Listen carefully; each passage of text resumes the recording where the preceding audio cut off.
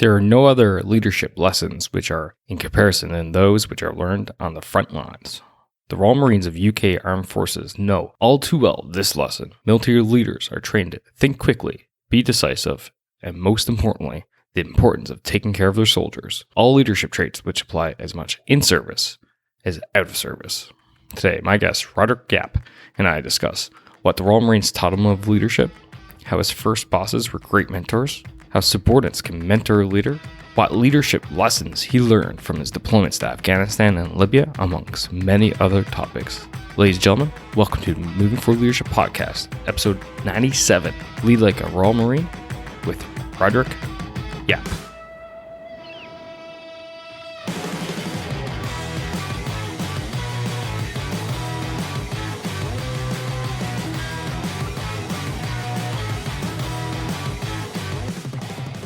Welcome all to the Moving Forward Leadership Podcast. It's your Chief Leadership Officer, Scott McCarthy. It's great to have you here. It's great to have you, the leader, here today. Today's a great show. It's a great day. It's going to be a great episode for you. As you know, I'm a current serving member of the Canadian Forces, and I just love getting serving or past serving members of various armed forces on the show, just so that we can talk leadership and extract the leadership lessons and the different types of culture from different armed forces out for you, the leader. And I get to learn as well to apply different things to my daily life as well. So these episodes are always great. And Roderic, he's a great talker. He's a great speaker, and you're going to thoroughly enjoy it. He is a former Royal Marine officer, and once he retired from the forces, he founded his own company, Leadership Forces, where he takes the high performance principles of the Royal Marines and then applies it to leadership development in civilian organizations. He's been on the front lines in Afghanistan and Libya, and now he brings this experience to organizations like Land Rover, HSBC, NATO, and so on. So Roderic and I, we have a great chat all about leadership and experiences and a little bit of the differences between UK and Canadian cultures. But most importantly, we have so many great tips that come out of this talk for you, the leader. So, I'm not going to do any marketing or anything today, folks. I'm just going to let you dive right into this episode. So sit back, relax, enjoy my interview, talking to Roderic Yapp, all what it means to lead like a Royal Marine.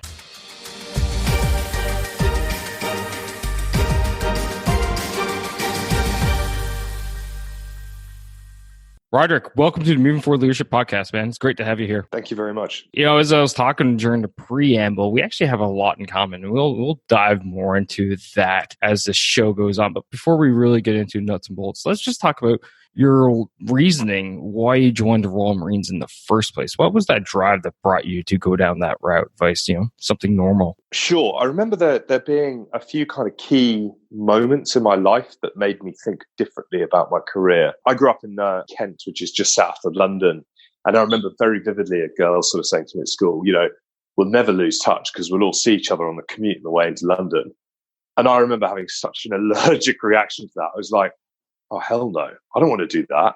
And I remember that was kind of one of the moments. I then remember during my time at university getting into a bit of a relationship with a girl whose ex-boyfriend was in the Royal Marines. And I was like, wow, that's impressive. And through a kind of bit of that, as well as the sort of desire to do something completely different, those sort of started to shape me to think about a career in the military. And a pretty good sort of rule I've followed in life is do the things that you enjoy. So initially because if you enjoy them, you're going to be good at them, right? And initially I looked at sort of the Air Force, but it very much felt like an interaction between man and machine. And whilst I enjoyed it, I didn't get the same buzz that everyone else did when they were sort of going flying.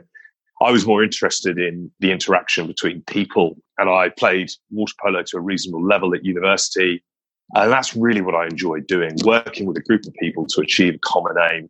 And so I wanted a career that would allow me to do that, but I also wanted to serve. I believe in the idea of serving my country. Both grandparents fought in the war, and I wanted to achieve something. I wanted to achieve a standard that sort of I could be really proud of, so that if at least I do nothing else with my life, I have done something relatively early on. And sort of all of this kind of crystallized into looking towards a career in the Royal Marines. And the one thing that kind of attracted me to them more than any other organization was the fact that officers and Marines are trained at the same base at Commando Training Center in Livingston. We all have to do the same commando tests that haven't changed since the Second World War. The only difference is the officers have to do them in faster times. So this whole kind of leadership by example, I could see that being a key part of being an officer in the Royal Marines. And that infused me. I worked out what it was I needed to do to get in. I did those things. I got in. And then there was that moment of, oh my God, what have I signed up for? Now I'm going to have to follow through with it. So that was it. That's funny. We all have those oh God moments. What did I do? And it's your story there. The reasons why you joined is actually kind of similar to mine. So I graduated from the Royal Military College over here. It's like you're Sandhurst, right? And I was in grade 9, and we had a presentation on RMC at my high school. I'm talking grade 9, so I'm only like 14 years old at that time, something around there.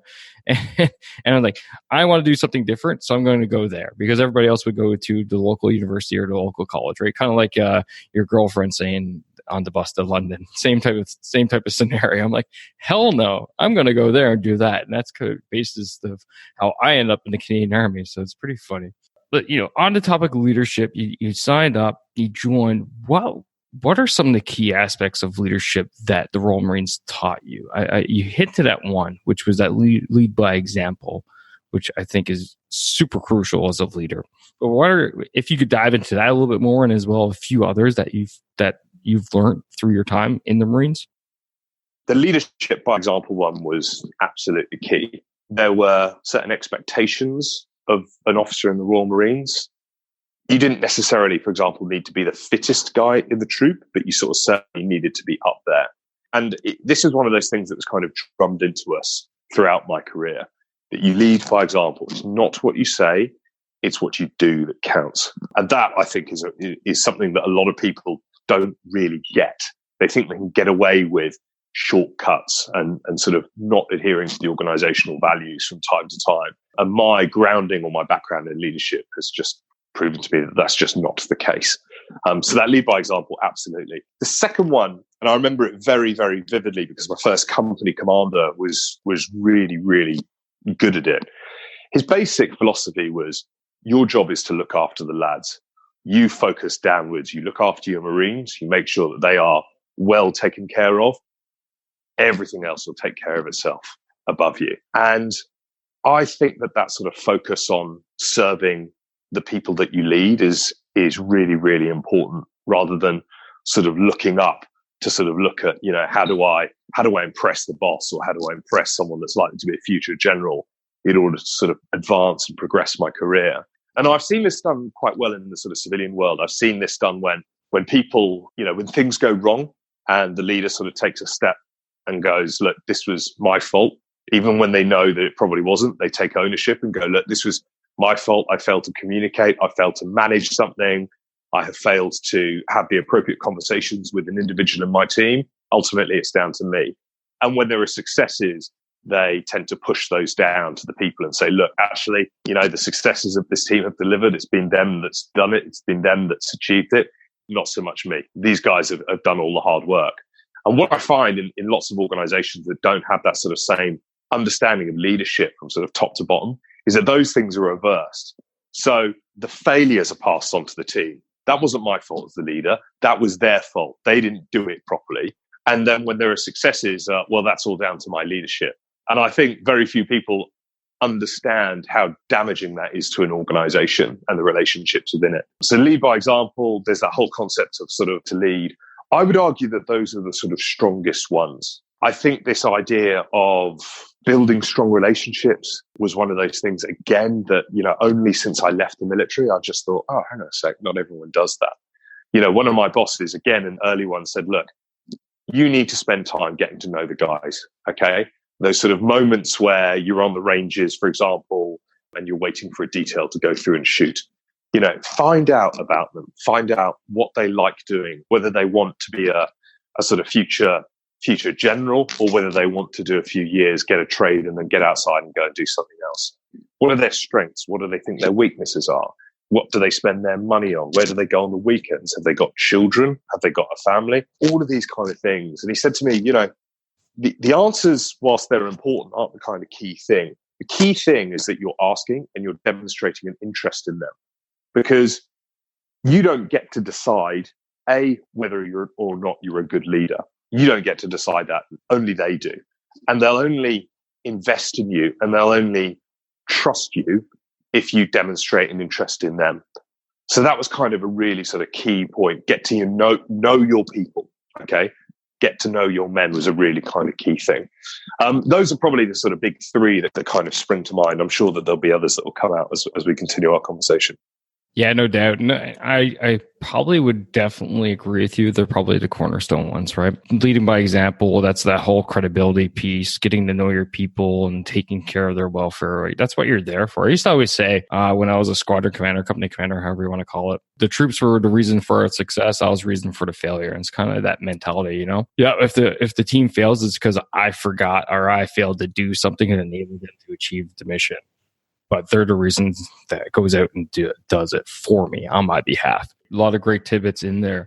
Now, as I was listening to you, one common theme that was coming out of what you were talking about there early in your career, you must have obviously had some really good mentorship and influence from some good leaders right out of the gate. I unfortunately didn't necessarily have that, but I can feel it coming out of you. You definitely did have that. Can you kind of expand on the impact that those initial, leaders and bosses that you had, how they influenced you and shaped you going forward? The two training officers that took me and my batch of 60 young officers, as they're called, the two training officers that we had were both excellent, truly outstanding officers. But they were both quite different in that one was sort of very much a kind of personable guy's guy, clearly a very sort of capable, tactical leader, very strong on relationships, very sort of, I think, affable. The other one was a little bit more, what's the word for it?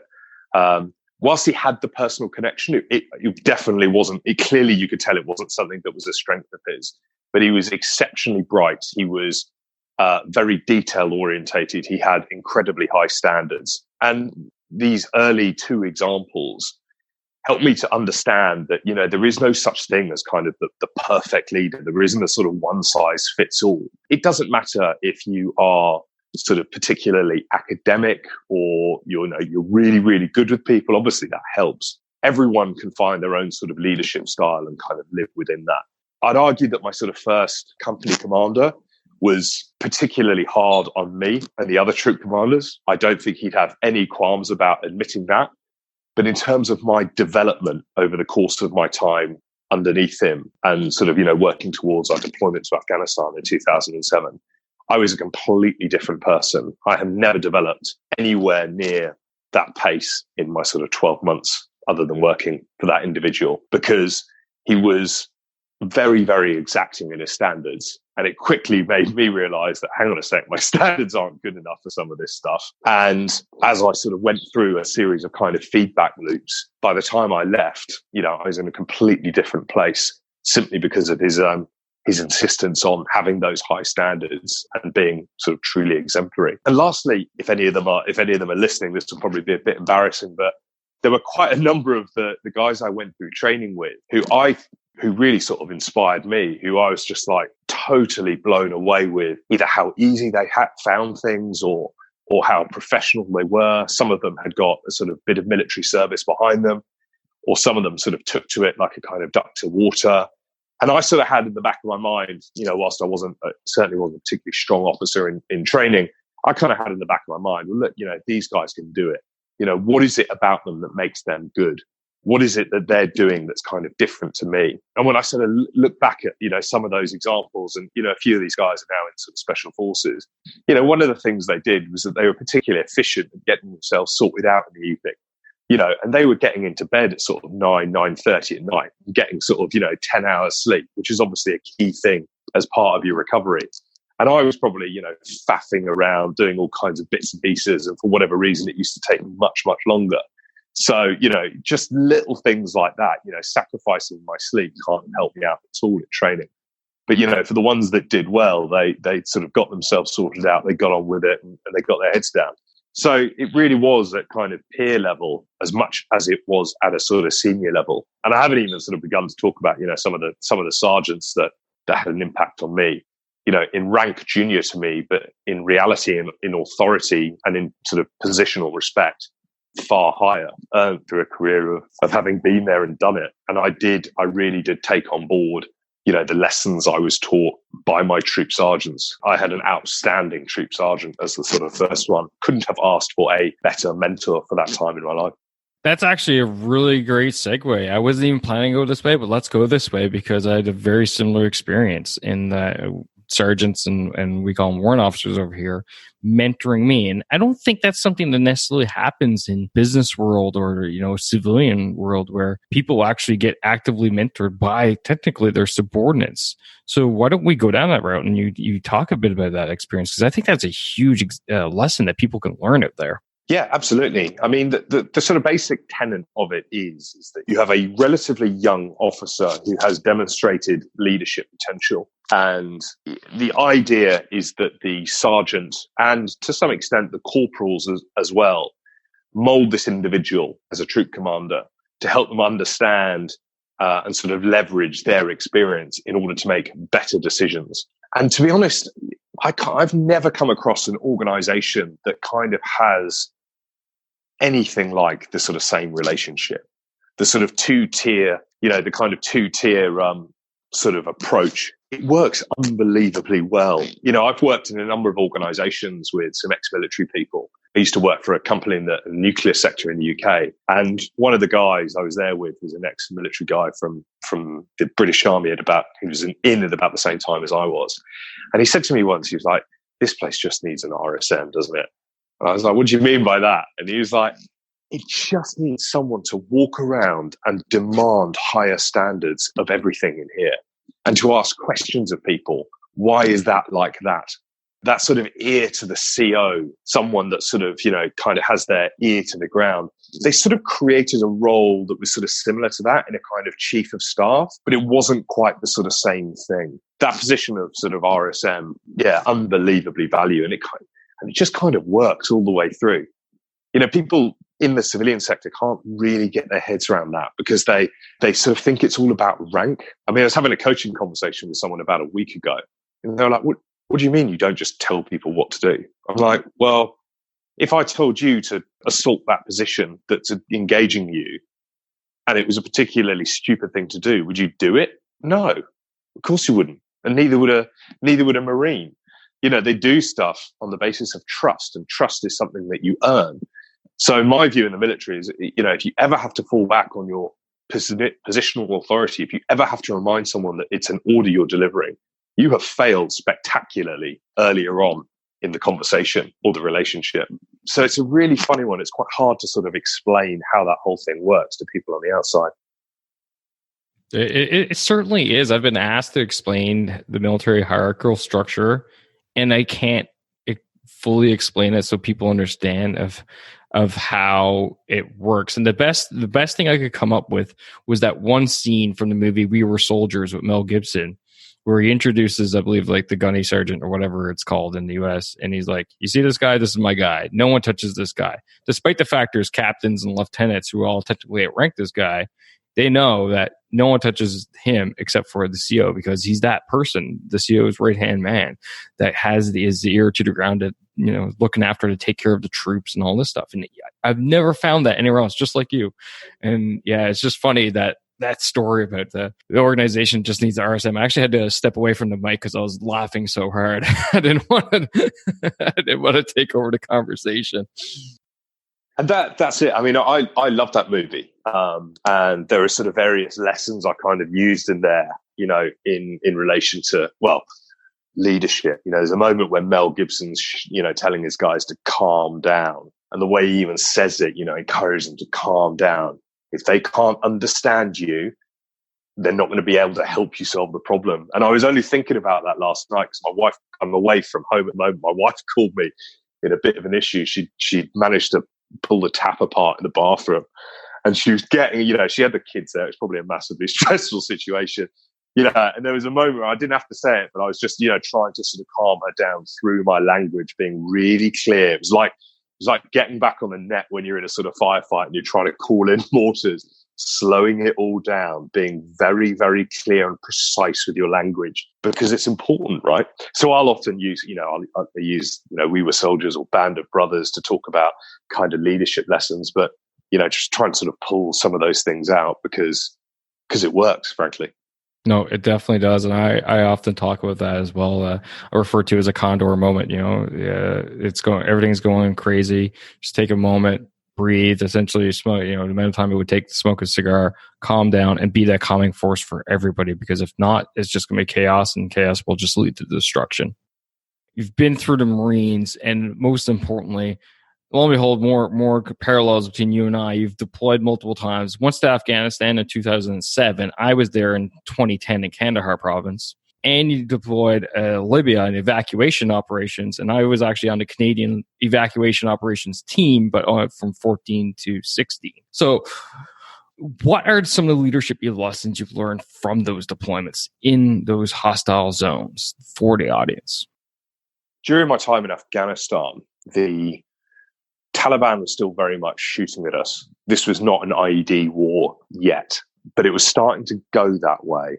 And I think we as an organization, I'm talking about, NATO actually, were pretty slow to sort of see that coming and adjust to that. And I think about this in terms of sort of, the OODA loop, which I've done a fair bit of sort of research on and kind of just fundamentally winning. If you're not winning the game you're playing, change the way you play that game. And I think that was a really kind of good example of it. So still very much in 2007, a kind of shooting war. Day in, day out, you'd sort of go out of our base in kind of Sangin, a place called Fob Inkerman or the Sangin District Centre, which is, well known to probably plenty of US and Canadian servicemen.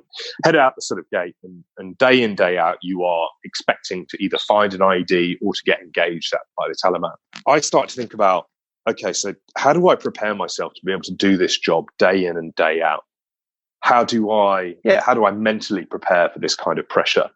And I kind of rationalized it. And I thought, well, bottom line, if I get shot in the chest, it's going to hurt, but the plate is going to save me, right? If I get shot in the arms or the legs, again, it's going to hurt, but there's a good chance I will survive that because my lads are well trained in first aid. They'll tourniquet me. I'll be on a plane back to Camp Bastion within the hour. So in order to get killed, I have to be shot in the face or the neck. And I know how difficult it is to shoot someone average range of about 300 meters in that place. It's really, really hard to do. So actually, the way I thought about the risk was that by and large, it wasn't as high as I thought it was. Provided I sort of, moved erratically and hard targeted over sort of risky areas. And that approach I have subsequently been able to use in other environments, in other places, to sort of really think about like, what's the worst that can happen? I stand up and deliver a talk in front of 200 people.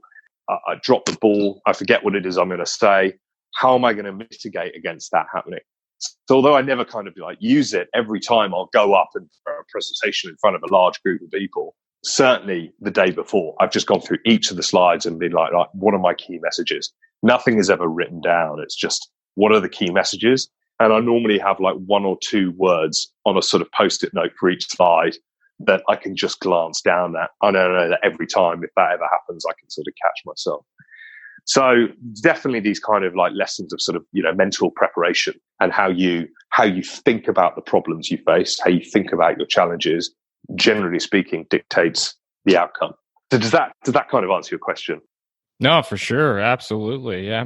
Have you been, so you talked about, you've gone through this process, right? And you've brought that home and you've basically civilianized it.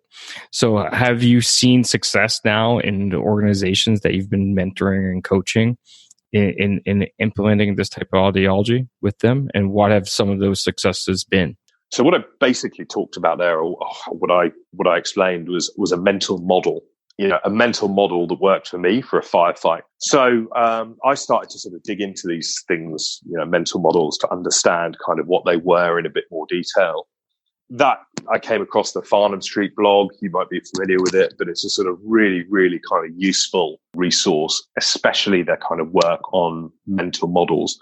Now, I'm almost certainly going to get the example wrong, but one of the mental models that I have found that a lot of people have is that when they receive a sort of negative interaction from someone, or an interaction that they perceive as negative. So someone sends you a sort of short, curt email that frankly is probably a bit too direct and might be a little bit borderline rude. Often people will see great offense in that, and they'll be like, this bastard has insulted me on some level. A more accurate, or should we say more helpful way of thinking about it is, look, that person was probably not thinking. They're probably time poor. They probably get 200 plus emails a day. You have read into that a sort of slight or an insult that probably doesn't exist. And I found that generally speaking, people that are able to adopt that improved mental model, I think again, it's called Occam's razor, are able to navigate themselves in organizations far, far better. And that's just a really simple example of a mental model that kind of I've supported people with. To be honest though, if you look at organizations, and I'm a leadership development coach, generally speaking, why are people promoted? They're promoted because they're good at their job. Why, if you did that in the military, you'd basically have all the snipers as the kind of generals running the show. Being good at your job does not necessarily mean that you can lead. Of course, you need to be competent, but often if you look in a civilian organization, the skills required to be the best sales guy are hyper-competitiveness, a ruthless focus on your own activity, and all kinds of individualistic behaviors. Again, nothing wrong with that. But that doesn't mean that your best salesman will make your best sales manager. And it certainly is less likely to happen if you promote them and then go, right, there's your team. Oh, and by the way, you're not going to get any training or development in terms of your new job. So they kind of just leave these people to sort of get on with it. And they wonder why, performance is poor in organizations or people lack direction. Most of the time it's because people haven't been taught how to lead. And there are a huge number of practitioners out there that don't have any real experience of leading teams either. So it's a little bit like the blind leading the blind. So for me, what I've often found is just, even a few sessions or sharing a few ideas or creating a bit of clarity around what does the team exist for? What is everyone working towards? That can have a significant impact within an organization. Can often be quite difficult to measure. And if I'm honest, I don't like to sort of be the kind of guy that goes, I want to measure this so I can demonstrate the success that I've had. Because the reality is a partnership with the guy that I'm coaching. And actually, again, whilst this might not from a commercial perspective be the best thing to do, I want them to carry the success because the value for me is in the long-term relationship and seeing them do well. So I want to set them up to look good. And then I'll disappear and sort of, duck away into the shadows once the engagement is over. No, that all makes sense. That truly makes sense. And I think actually that's a good dovetail because you kind of hinted at it a little bit. And good dovetail to my next question is what I want to say. And that is, from your experience now, since you've transitioned out of the Royal Marines and into the civilian consulting realm, what do you find that civilian leaders can learn from your experience as a military leader? If you believe in the whole concept of leadership by example, very quickly you realize that kind of leadership is all about behavior. And that really is what makes it so difficult. But then all human behavior is based on context. So for example, how you might behave on a leadership offsite with, the top bosses in your company is going to be very, very different to how you behave potentially on a stag do. Certainly, I hope anyway. And that's just an example of, leadership being kind of shaped by context. So I think that one of the things that leaders, certainly in the civilian world, need to be able to do in order to be successful is firstly understand the context that they're faced with. So, if you're leading a group of senior guys, all who've been doing their job for kind of 2 to 3 years, all who are competent, who know what they're doing, you can afford to empower those kind of people, right? You can afford to sort of say, right, this is the end state that we're working towards. I'm setting the direction. You guys are big and old and ugly enough to work out how we're going to get there. So this is where we're going. And that's an entirely appropriate way of leading. However, if you are facing the context where you've got a group of graduates or a group of apprentices who are very, very junior, empowering them isn't necessarily going to be terribly helpful, because you may need to be more directive because it's in the early stages of their career. So my view on leadership is that leaders need to be able to sort of understand the context. And I've just used one really simple example there, and adapt their behavior in order to get the best out of that situation. Again, if your organization's been through a major scandal, if the morale is in the toilet, or if the results are really poor, then you may need to behave differently in accordance with each of those contexts. There are a few things, though, that apart from sort of understanding the context and understanding your own behavior are really, really important. And I don't see enough of this creation of clarity. So, loads and loads of people out there will say, right, you need to have a vision for your team, compelling vision for the future. And they'll often use the kind of Kennedy man on the moon, example of a compelling vision for the future. And I agree with that. And a lot of organizations have that. But the test isn't whether or not the leader has that and has it written down somewhere. The test is to go around the leadership team and say, what are we all working towards? What is the coherent and clear vision for the future? And if your team of, say, 6 or 7 people don't all parrot something similar, then it means that your vision is not, they're not aligned behind your vision. Either they don't understand it or they don't agree with it. So creating this clarity around what is it you're working towards, really important. I think leaders, certainly, using a military experience, right? Leaders are decisive. They know that perfect information doesn't exist. So they're willing to make a decision now based on the 80% picture.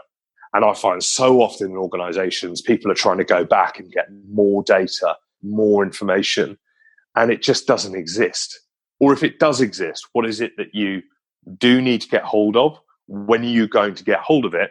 And are you willing to burn time to wait until you get that piece of information? Because in organizations, what people don't often understand is that delaying a decision, pushing it back to a committee, or waiting is a decision in itself. What you're choosing to do is burn time. And it might be conscious, it might be unconscious. But who can really afford to burn time? Because, as a group of leaders in an organization, you're starting to burn time, you're slowing the organization down, less is getting done, and you're kind of less agile. I've already talked about the relationships, kind of knowing people, really important. It's the kind of foundation for trust. But equally, like accountability. And I think a lot of people don't realize how important that is. If you don't if you don't do what you're going to say, so if you say it, get the words out. If you say you're going to do something, you absolutely have to do it. All right. And if you ask people to do something, you cannot afford to forget that you've asked them. Because in the same way, people's behavior adapts to the leader, right? So if you remember when you were kind of, in the 9th grade, if you had a teacher that asked you to do homework and then never took it in, would you bother doing it after the first few assignments were kind of missed? You go, hell no. There's no point. And so often actions get created in organizations and the leader forgets what the action was because they don't write them down. And then the meeting all starts again and the actions just don't happen. And to me, it's like, it's like wheels spinning in a car, right? There's lots of energy. Everyone's busy. People are working on things, but there's no forward movement. And I think that, those are kind of, for me, the sort of self-awareness, understanding the context, creating clarity, being decisive, being accountable, and building strong relationships. If you can't do those, then you're going to really struggle in terms of being a leader. And then from there on, it's about kind of adapting your behavior in accordance with the context. So, and this is kind of, my thinking has really evolved on this in the last few years. So I talked about the kind of control spectrum there of, if you've got a senior team versus a very junior team. So many times I meet people who say, leadership is all about empowerment. You've got to push decision-making down into the organization as low as possible. And you and me with our military experience know that's absolutely the way to go. You do want to empower people by and large. But if we walk outside of the office building, and walk across the road and we see someone get hit by a car, the last thing anyone wants to be given is empowered to make the decision. That's an environment where time is important, therefore a very tight level of control, being very directive. There's nothing wrong with that there. And there are various kind of spectrums, and I sort of won't go into them unless you sort of want me to, which I think are really kind of helpful to understand where you need to be given the sort of context. So a lot of people, again, they'll say, leadership is all about being empathetic. And I'm like, yeah, I would agree with that. I think that's a really important skill. And I would consider myself to be a reasonably empathetic individual. However, if you're running an organization of 100,000 people and the organization is facing some really tough times and you need to cut headcount, sometimes you need to move to the other end of that spectrum, which I believe is kind of this almost being callous and being not comfortable, but willing to sacrifice, 20,000 jobs to save 80,000. Now, for some people who are really empathetic, they can't do that because that's 20,000 families, that's 20,000 mortgages that are not going to get paid. But a bit like, you see in all the movies, that the guys on the boat closing the sort of submarine hatch and locking those guys into that flooding department. I do think from time to time, leaders need to be able to be really cold and hard in order to save or support the majority of the organization. And as I say, that's why it's so difficult. It requires, tough decisions. We only know whether they're right with the beauty of hindsight. Does that make sense? Is that sort of, clear? Oh man, there's so much good stuff in there for the audience. Like, I don't even know where to start.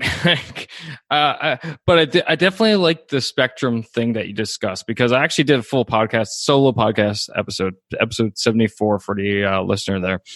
That yes, you're right. There is a spectrum. On one side, it's laissez-faire, and the other side is the autocratic, authoritarian type.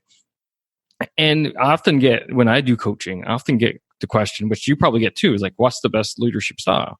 And my answer is always all of them and none of them. You can't just stay in one style the whole time. And you may even go through a wide range of the spectrum within 15 to 20 minutes. You may be firing one person, walking out of that meeting of firing someone, going into another meeting and giving people the power to go ahead with a project, and then walking back and then being a little bit cooperative. And that could happen within 20 minutes. It's totally possible. And that's why it's so hard, right? It's because it requires your judgment. The best leadership style is the one that works, the one where both parties walk away and they go, okay, that was difficult, but I'm all right with that outcome. And I think, what people, certainly what the market offers, is because this word leadership because it is diffuse in its meaning, people fill that vacuum and they go, right, I've got this experience, and in order to lead my sales team, I needed to be, authentic, visionary, responsible. And they normally come out with a kind of, 3 or 4 letter abbreviation, and they go, that's how you lead people. And I'm just like, that's bullshit, because what you're basically giving people is like 2, maybe 3 clubs in the golf bag. And the reality is that the swing may stay the same, but the club needs to change in order to the context that the individual finds themselves. And sooner or later, like those tools that you've given them aren't going to work. I heard a really interesting comment from someone the other day. Again, I'm an avid podcast listener myself. And they said something that really landed with me. Leadership can't be taught, but it can be learned. And I think that's what it's about. That sort of speaks to this kind of, self-reflective activity of looking at, right, what worked and what didn't work. And I'm looking at yourself going, my God, I couldn't have got that much more wrong if I tried. But it's okay, because I'm not going to do that again next time. So it requires this sort of self-awareness and reflective process of thinking about your interactions. What was your intent? What was the actual effect based on your behavior? Because that's the only way you learn, really. And I think that, as you correctly identified, all leadership models are useful, but all leadership models are useless as well, especially if they're applied in the wrong context. Roderic, man, we could probably keep going for hours just between both our fascination with leadership plus our backstories. But I think I'm going to slowly wind it down here now. I do got a last couple questions for you before we wrap up. And that the first one is, according to you, Roderic Yapp, what makes a great leader? Oh, that's a tough question. That is a tough question. I think you have to care about other people more than you care about yourself. You have to care about their needs and their wants more than you care about your own. In the same way that, I don't know if you've got kids, but I've got 2 young children. I've got a 6-year-old daughter and a 3-year-old son. Okay, so you get this, right? What makes a good parent? It's the same question. Is someone that cares about the needs of their children more than their own.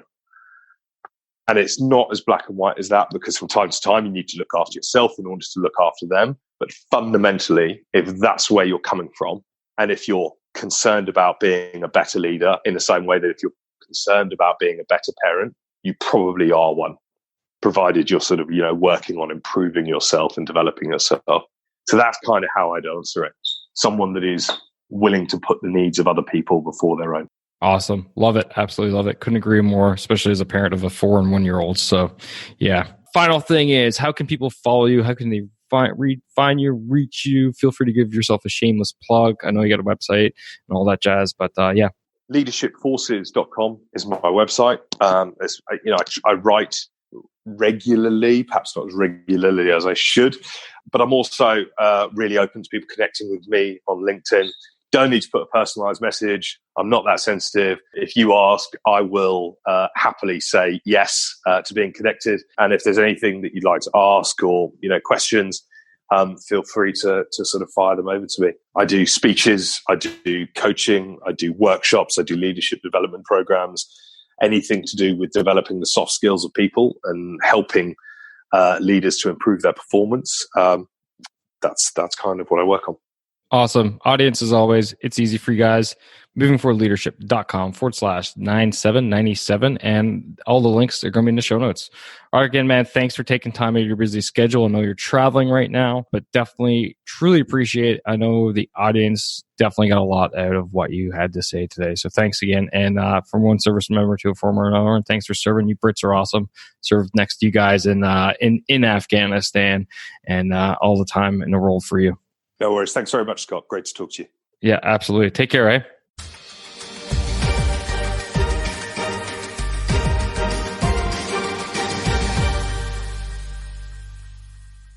All right, that's all I got for you fine folks today. I hope you enjoyed the show. I hope you enjoyed the interview. And most importantly, I hope you got something out of it. And if you did, remember, R squared, S squared, right? Rate and review the show so that it gets a little bit noticed, a bit more. But most importantly, I can help more people, because that's what I'm here for. That's what my guests are here for, is to help more people become better leaders and not being bosses, right? So remember that. R squared, rate and review. S, share the show. Share this show with someone who you think can relate to the podcast as a whole and today's topic. And then finally, subscribe. Subscribe so that you never miss another episode. And you can do that via your podcast playing app of choice through movingforwardleadership.com/subscribe. That's it for today, ladies and gentlemen. And as always, stop bossing and start leading. Take care now.